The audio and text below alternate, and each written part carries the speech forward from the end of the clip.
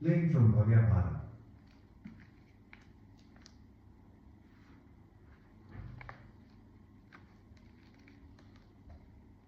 भृगु के पुत्र च्यवन बड़े तपस्वी, तेजस्वी और ब्रह्म निरत हुए। वे तो सदा तपस्या में ही लगे रहते थे। तपस्या करते करते उनके ऊपर दीमक जम गई थी और दीमक के एक टीले के नीचे वे दब गए थे। केवल उनकी दो आंखें दिखाई देती थी। एक दिन महाराज शर्याती अपनी सेना के सहित वहां पहुंचे। सैनिकों ने जंगल में डेरे डाल दिए। हाथी घोड़े यथास्थान बांधे गए और सैनिक इधर उधर घूमने फिरने लगे। महाराज शर्याती की पुत्री सुकन्या अपनी सखियों सहित जंगल में घूमने लगी। घूमते घूमते उसने एक टीला देखा। वहां पर वह वैसे ही विनोद के लिए बैठ गई। उसे दो जुगनू की तरह चमकती हुई आंखें उस दीमक के टीले के नीचे दिखाई दी। बाल्यकाल की चंचलता के कारण उसने उन दोनों आंखों में कांटा चुभो दिया। उनमें से रक्त की धारा बह निकली। कन्या डर गई और भागकर अपने डेरे में आ गई। उसने यह बात किसी से कही नहीं। इधर राजा की सेना में एक अपूर्व दृश्य दिखाई देने लगा। राजा के समस्त सेना का मल मूत्र बंद हो गया। राजा, मंत्री, सेवक, सैनिक, घोड़े, हाथी, रानी, राजपुत्री सभी दुखी हो गए। राजा को बड़ी चिंता हुई। उन्होंने सबसे पूछा, यहाँ पर भगवान भार्गव मुनि च्यवन का आश्रम है। तुम लोगों ने उनका कोई अनिष्ट तो नहीं किया है? किसी ने उनके आश्रम पर जाकर अपवित्रता या अशिष्टता तो नहीं की है?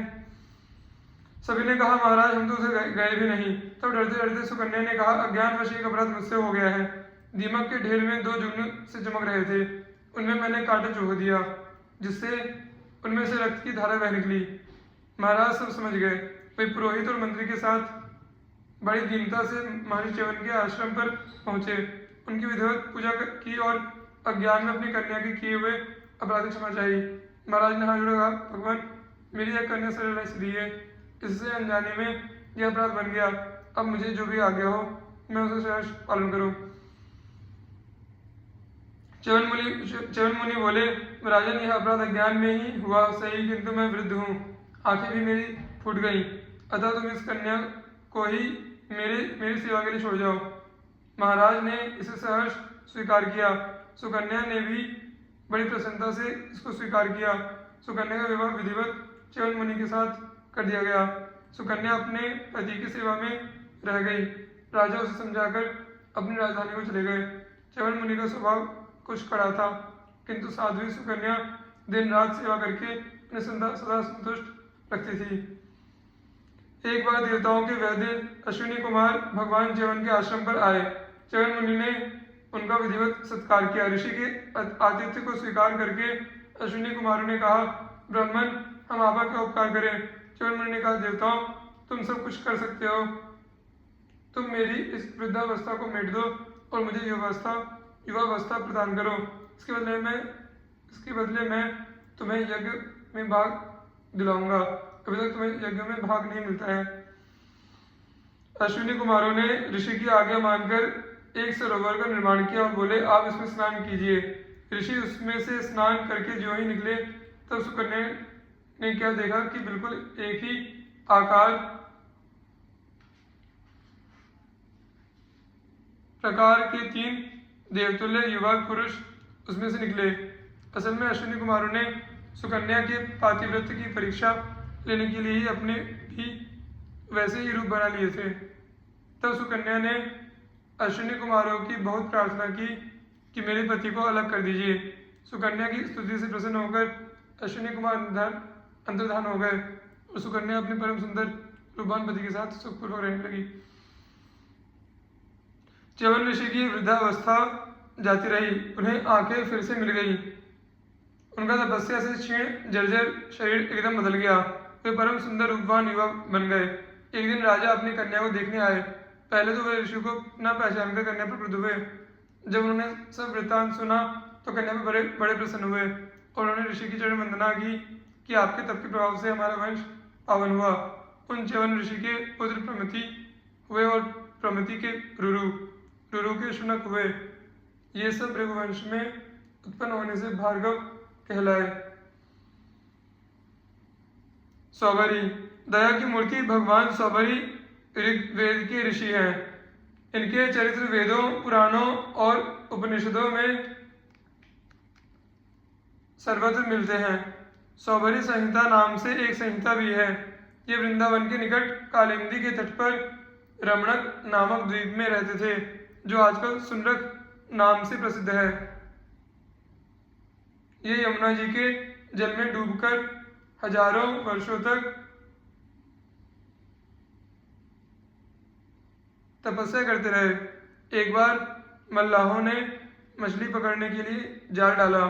मछली के साथ जाल में ये स्वयं भी फंसकर चले आए।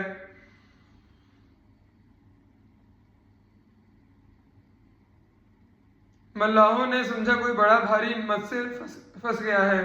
उन्होंने ऊपर खींचा तो मालूम हुआ ये तो महर्षि सौभरी हैं।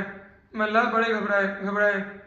ऋषि ने कहा, भाई हम अब तुम्हारे जाल में फंस गए हैं, तो हमें बेच दो। मल्लाहों की हिम्मत कहाँ थी। ऋषि के आग्रह करने पर वहां के राजा आ गए। ऋषि को भला कौन मोल ले सकता है। उनका मूल्य कौन सी वस्तु से आंका जा सकता है। अंत में ऋषि के सुझाने पर यह निश्चय हुआ कि गौ के रोम रोम में अनंत देवताओं का निवास है। राजा ने गौ को बदले में देकर ऋषि को मुक्त कराया। मल्लाहों को उन्होंने और बहुत सा धन दिया। एक बार ऋषि ने देखा कि गरुड़ देव उनके स्थान के समीप मछलियों को खा रहे हैं। एक बड़ा मत्स्य था, उसे भी वे खाना चाहते थे। ऋषि ने मना किया, किंतु गरुड़ इतने भूखे थे कि उन्होंने ऋषि की बात पर ध्यान ही नहीं दिया। मत्स्य के बालक तड़पने लगे। महर्षि को बड़ी करुणा आई। उन्होंने गरुड़ को लक्ष्य करके शाप दिया कि आज से यदि गरुड़ यहाँ आकर किसी भी जीव को खाएगा तो मृत्यु इसी क्षण हो जाएगी। यह मैं सत्य सत्य कहता हूँ। उस दिन से उनके समीप का समस्त था हिंसा शून्य बन गया। वहाँ कोई भी जीव हिंसा नहीं कर सकता। एक बार की बात है कि रमणक द्वीप के रहने वाले सर्पों ने सलाह की कि गरुड़ हमारे समस्त परिवार का बड़ी निर्दयता से संहार करते हैं, अतः उनके पास पारी से सर्प जाया करें और उन्हें बलि दिया करें। ऐसा करने से शीघ्र ही कुल का नाश न होगा। यह बात समस्त सर्पों ने स्वीकार कर ली और वे बारी बारी गरुड़ के पास जाने लगे। एक दिन कालिया नाग की बारी आई। वह गया गरुड़ की बलि को स्वयं ही खा गया।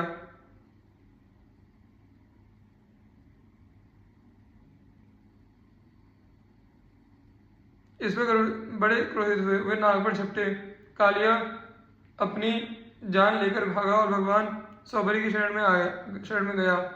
ऋषि ने उसे आश्वासन देते हुए कहा, यहाँ तुम्हें किसी बात का भय नहीं। यहाँ गरुड़ तुम्हारा कुछ भी नहीं बिगाड़ सकता।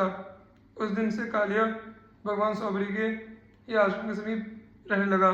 इसलिए उस स्थान का नाम अहिवास, उसके समीप रहने वाले भगवान सौभरी ऋषि के वंशज अहिवासी कहलाए। ऋषि के विवाह की भी एक बड़ी मनोरंजक कहानी है।